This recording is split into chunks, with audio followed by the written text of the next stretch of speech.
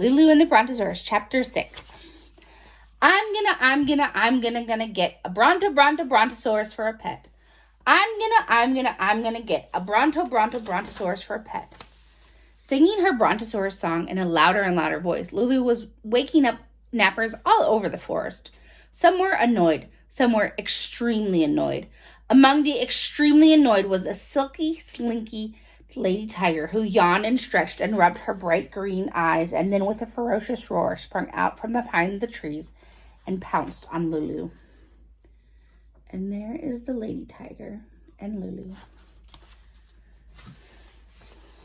"You're a big pain," the tiger said, "so I'm going to eat you up for my afternoon snack."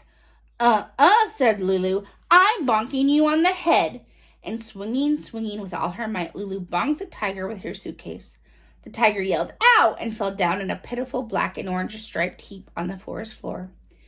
Lulu brushed off a few tiger hairs that were stuck to the side of her tiger bonking suitcase and went on trudging deeper in the forest. She did bonk that lady tiger right in the head. It's not very nice. Chapter 7. As the afternoon turned into late afternoon and then into early evening, Lulu trudged even deeper into the forest. When she felt hungry, she opened her suitcase and took out a pickle sandwich. When she felt cold, she took out a sweater and socks, and when it got buggy, she opened her suitcase and took out some bug spray and sprayed and sprayed. She was feeling a little bit tired, but she kept on trudging and swinging her suitcase and singing her song. There's all of her stuff coming out of her suitcase. I'm gonna get a Brontosaurus for a pet. I'm gonna get a Brontosaurus for a pet. Now a black bear who liked listening to music that the insects make in the early evening couldn't hear their song because Lulu's was louder. Plus a lot of the insects were deader because Lulu kept spraying them with her spray. This made him mad. Then madder than that. He growled a thunderous growl, and he lumbered heavily down the forest path and stood on his two hind legs in front of Lulu.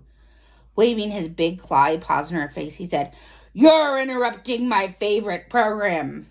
Please don't give me an argument. In my story, bears are allowed to have favorite programs. So I'm going to scratch you to pieces with my claws. Lulu glared at the big black bear.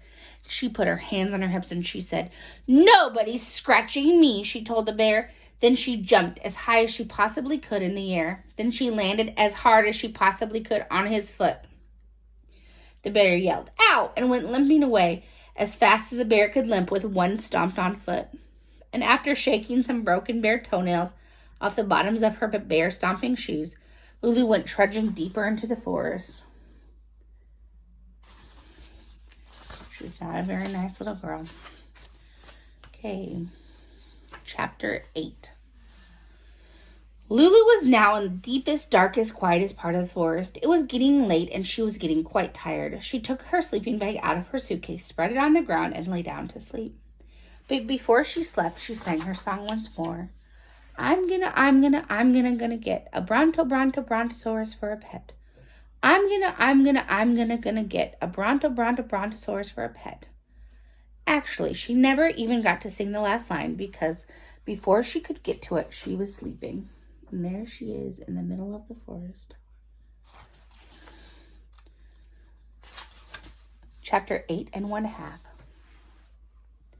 At dawn, Lulu woke to the sounds of the birds calling to one another, and the dusky, musky smell of the forest floor, and the feel of the gentle, late summer breeze blowing across her face, and the taste, because she hadn't bothered to brush her teeth before bedtime, of yesterday's pickle sandwich. She also woke to the sight of something so huge, so enormous, so utterly gigantic that she thought, no, she was sure, that she was still dreaming. It looked like a mountain, except this mountain had a very small head. It was, as I'm sure you've already figured out, the Brontosaurus that Lulu had been searching for.